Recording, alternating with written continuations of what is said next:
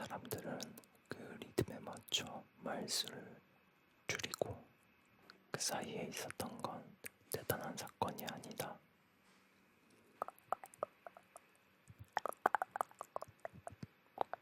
오늘은 새우깡 먹방, 나초 먹방 하면서 그냥 이런저런 이야기 해보려고 합니다. 우선 새우깡이 뭐냐면 이렇게 적혀 있거든요.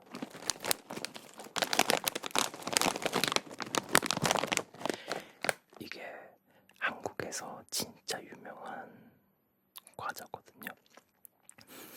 저도 어릴 때부터 계속 먹어왔고 한국 사람이면 거의 전부 다 아는 그런 과자입니다. 저도 그래서 궁금해서 조금 찾아봤는데 1970년도에 나왔다고 하더라고요. 근데 출시하자마자 4개월 만에 1000만 봉지를 팔았대요.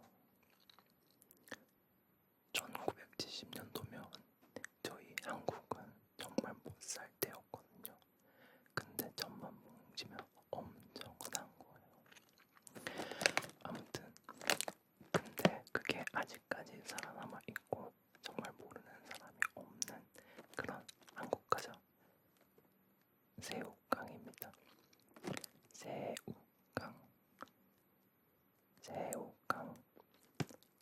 새우 맛이 나는 과자예요. 새우 맛이 나는 과자.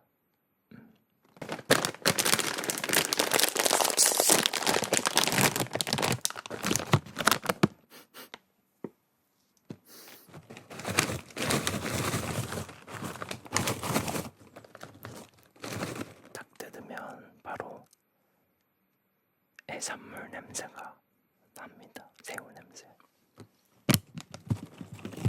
내용물은 이렇게 생겼어요. 이렇게.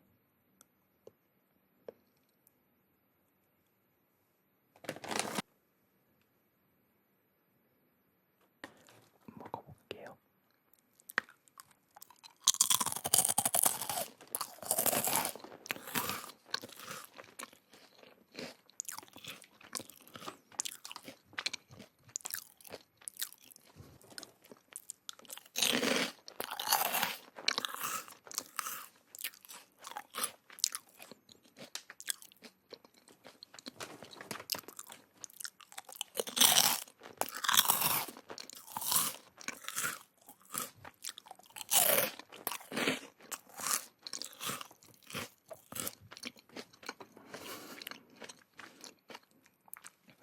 이게 약간 입에서 살을 녹는 그런 질감이거든요. 그래서 굉장히 빨리 먹게 됩니다.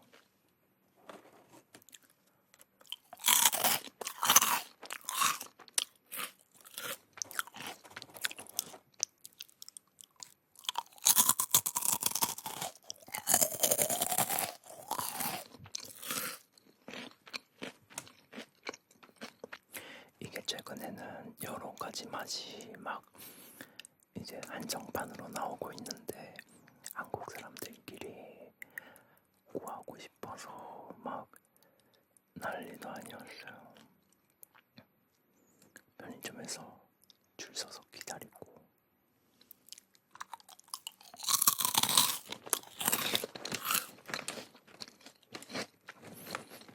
이거는 오리지널이에요. 오리지널.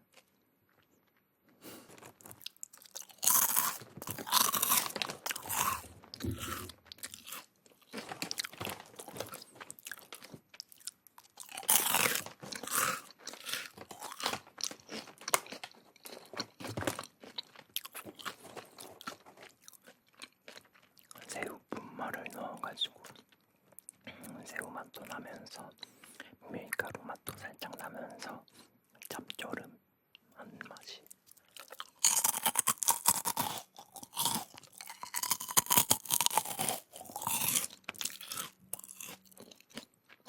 그리고 정말 유명한 CF 송이 있어요.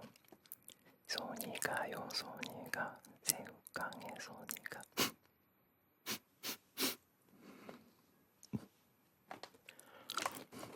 모르는 사람 없어.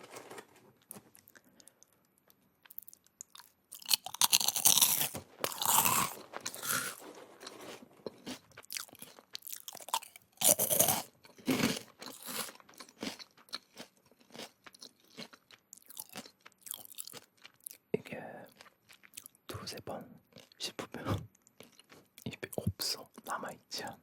약간 그리고 새우깡이 또 왜 아직까지 인기가 많냐면 엄마 아빠 시대 때 과자거든요. 그렇다 보니까 엄마 아빠가 항상 사오는 과자예요. 그래서 집에서 정말 쉽게 접하는 과자라서 늘 먹어오던 과자였어요.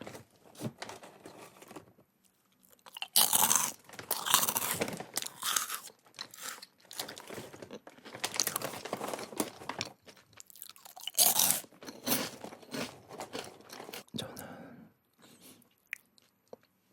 편의점에 새로운 과자가 나오면 거의 안 먹어보는 편이거든요. 왜냐면 어차피 맛있는 과자가 이미 많은데 왜 굳이 리스크를 감수해가면서 먹어봐야 해? 라는 그런 생각이 좀 있는 것 같아요.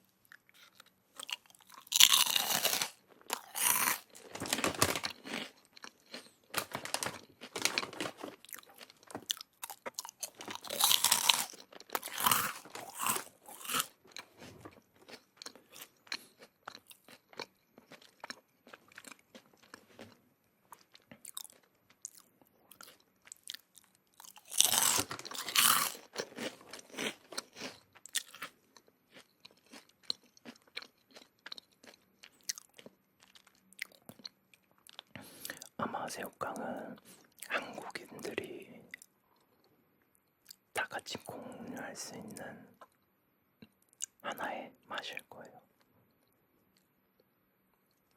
집단적 미각의 기억이랄까. 약간 그냥 제가 한번 만들어봤어요. 집단적 미각의 기억.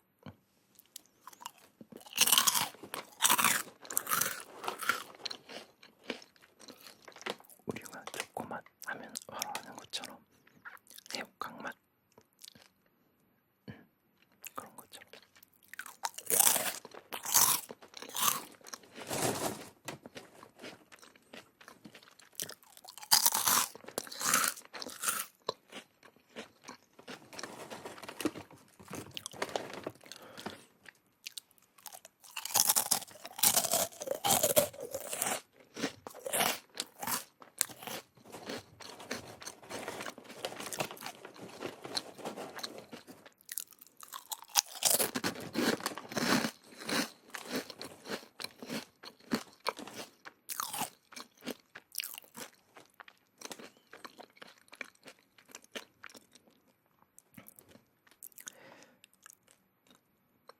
내가 편의점 가면 새로운 거 딱히 안 먹는다고 했잖아요. 그거 말하니까 갑자기 생각나는 건데 그 말이 갑자기 딱 떠올랐어요. 새로운 것들은 우리를 흥미롭게 하고 신나게 하지만 결국 우리를 살게 하는 거는 대체로 익숙한 것들이다 라는 말. 맞아. 보통 이제 누군가가 해외에 나가면 새로운 걸 찾기보다는 고향의 맛을 그리워하잖아요. 한국인을 예를 들어서 뭐 새로운 최근에 먹었던 신상 과자가 아닌 새우깡 먹고 싶다 그런 것처럼 엄마가 해준 밥 먹고 싶다 그런 것처럼 갑자기 생각이 났어.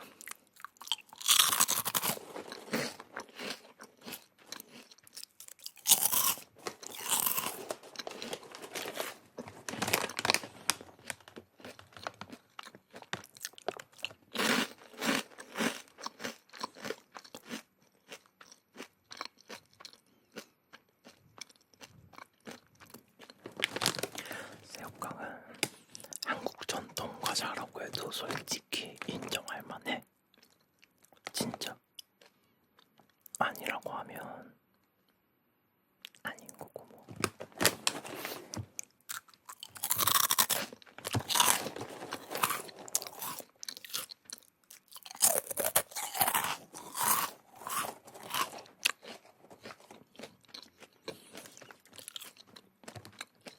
저는 근데 오리지널 맛보다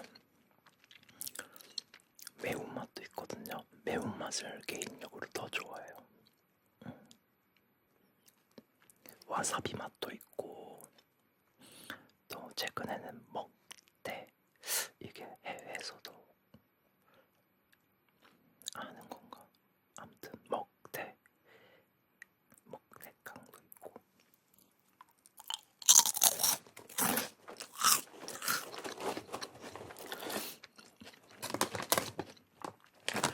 뭐 과자 소비 설문조사 그런 거 하면 국민이 즐겨 찾는 과자 1위만, 그런데 항상 순위권에 들어가는 과자예요. 한국 오면 꼭 먹어보세요. 그리고 아마 해외도 수출할 거예요.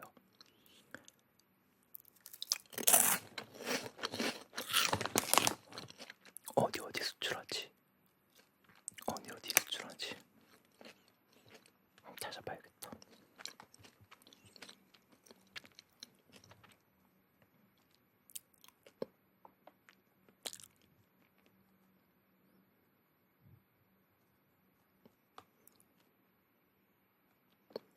미국, 일본, 동남아시아 라고 나오네요. 아마 근데 전체적으로 신라면이 있으면은 다 있을 것 같은데.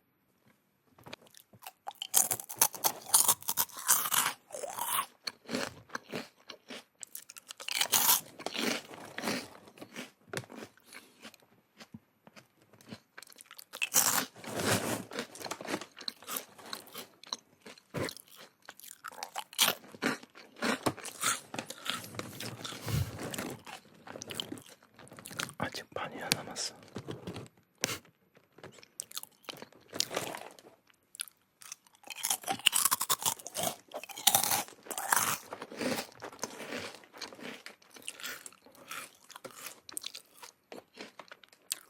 이제 한국은 여름이 끝나고 가을이 오거든요. 제가 가장 사랑하는 계절, 가을.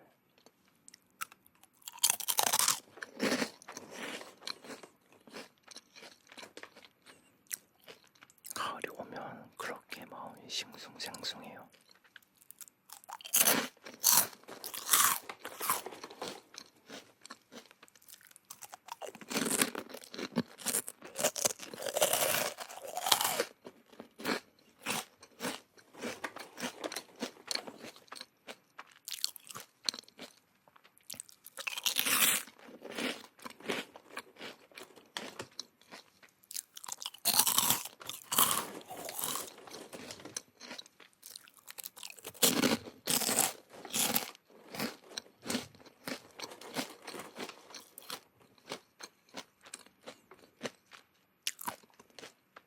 목말라.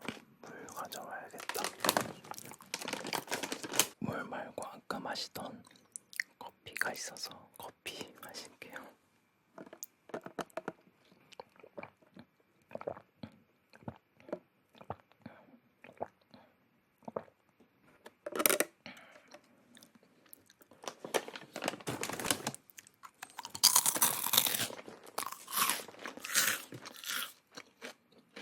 여러분, 제가 방송 쉴 때, 유튜브 촬영 쉴 때 여름에 대한 글을 쓴 게 있거든요. 그거 조금 읽어드릴까요?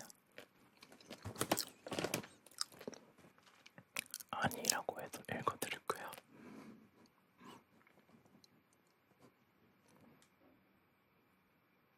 갑자기 여름에 대해서 왜 써봤냐면, 저는 계절 중에서 여름을 제일 싫어하거든요.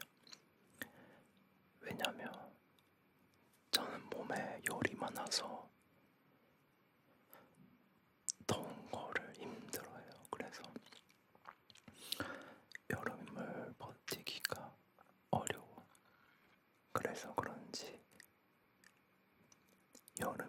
대해서 깊이 생각해 본 적이 한 번도 없었거든요.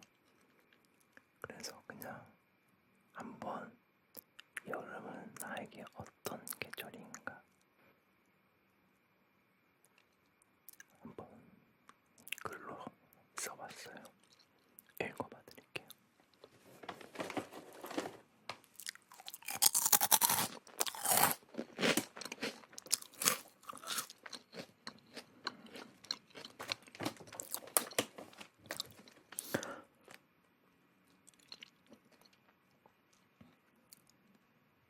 한국의 여름을 모르시는 분들이 있을 것 같아서 여름이 뭐냐면 1년 365일 중에 가장 햇빛이 뜨겁고 가장 해가 긴 날 그리고 온도가 가장 높은 날을 그 계절을 말해요.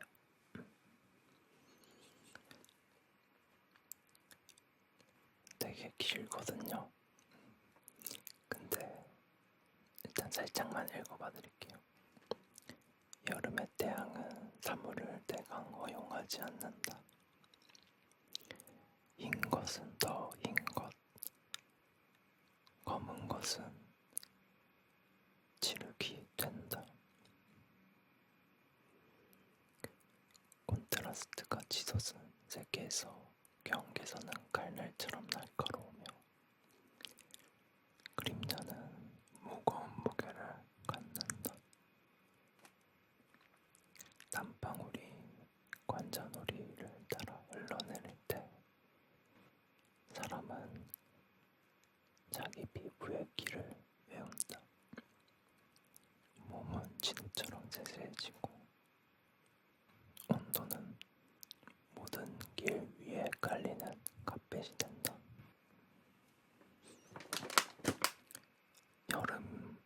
여름이라는 계절에는 바닷가 또한 떠오른다.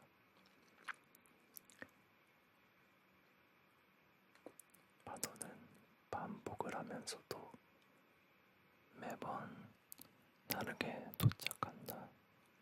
바장은 서사의 문장 부호 같으며 마침표처럼 둥글게 부서지고 반점처럼 물보라가 튀기도 한다. 사람들은 그 리듬에 맞춰 말수를 줄이고 대하는 줄어도 그들이 재혼이 대하의 몫을 채운다. 선선해진 바람이 창틀을 두드릴 때 대하는 삶의 뒷면을 펼친다. 결혼과 이직, 실패와 눈물, 어쩌다 다녀온 여행의 허탈한 끝맛, 차가운 잔벽을 타고 흘러내리는 물방울은 사람들의 말을 대신해 시간을 계수한다. 여름의 도시는 차분하고 느긋하다. 때로는 방심하기도 한다. 조심스럽게 시간 감각은 구부러진다. 오후 4시가 어떻게 8시가 되었는지 설명할 길이 없다. 그 사이에 있었던 건 대단한 사건이 아니다. 아이스크림의 녹는 속도, 버스 정류장의 공기,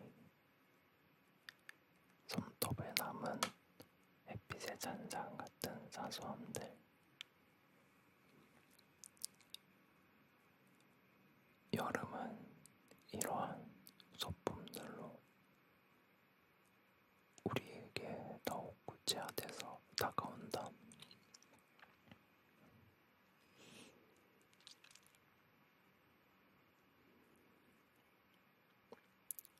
방금 읽다가 갑자기 딱 떠올랐는데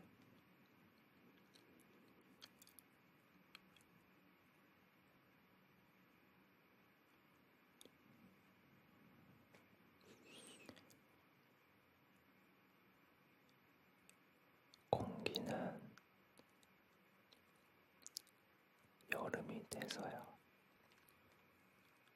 마침내 촉감을 배운다. 왜냐면 시원한 카페에 있다가 나가면 그 더운 열기, 그게 저는 공기가 가장 잘 느껴지는 순간이라고 생각하고, 그래서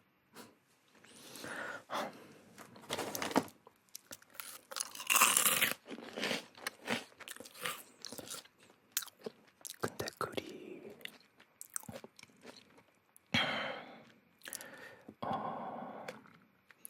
누군가한테 보여주려고 쓴 게 아니라 제가 정말 제 상상대로, 제가 생각한 대로 적어내려고 한 거라서 아마 이해가 안 되는 부분도 있을 거예요.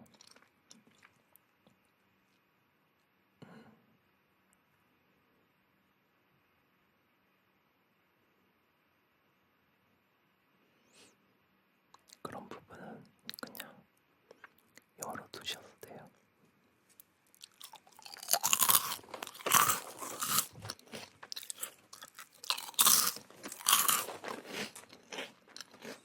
봄, 여름, 가을, 겨울 네 가지에 대해서 썼는데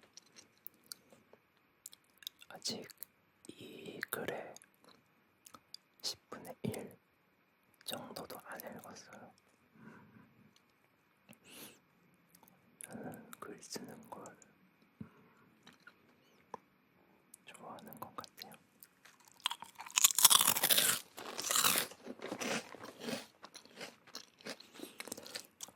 이런 내가 어떤 명사에 대해서 적어 내려가는 것도 있고, 내가 생각해 봤을 때 어떤 것을 정의 내려갈 때 글로 써 내려가는 것도 있고, 예를 들어서 뭔가 평범한 것 같으면서도 이 사람은 약간 귀티나 보이는 느낌이 풍겨질 때 그 사람의 특징이 뭘까? 약간 그런 거를 이제 한번 써내려가 보는 거예요. 왜 그런지, 왜 그 사람한테 그런 느낌이 나는지, 그리고 왜 내가 그렇게 느끼는지, 그런 거를 써보는 것 같아요.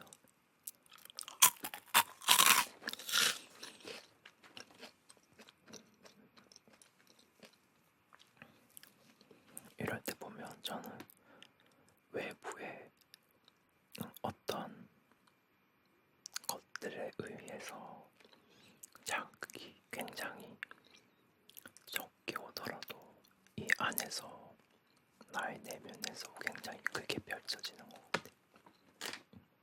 정말 사소한 것이 들어와도 이 안에서는 그 사소한 것들이 이렇게 엄청 커지는 거죠. 나초 먹방도 하려고 나초도 들고 왔는데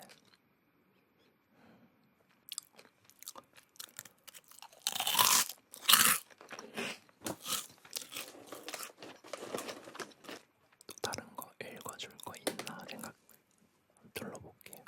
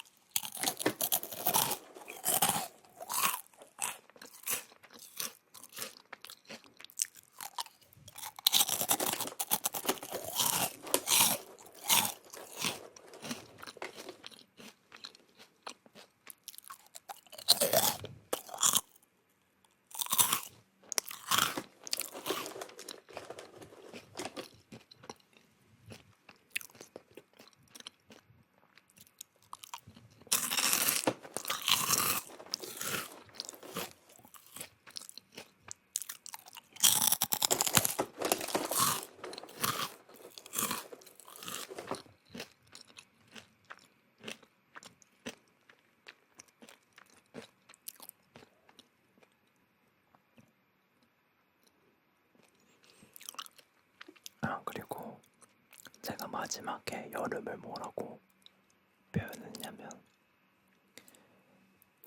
여름은 뭐뭐 같다 라고 짧게 이렇게 한 문장으로 만든 게 있는데 거기에는 뭐라고 썼냐면 여름은 청춘들만의 폭포를 치솟아 오르는 듯한 연어의 꼬리집 같다.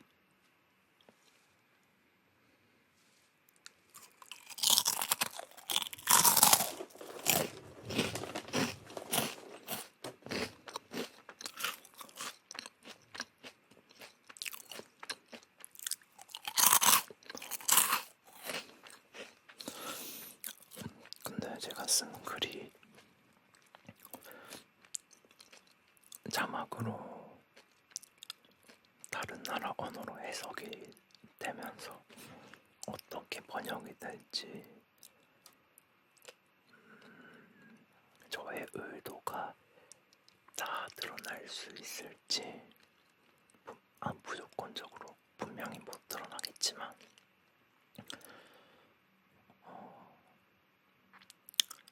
조금 많이 잘 드러났으면 좋겠다 생각하면서 그 점도 유의하면서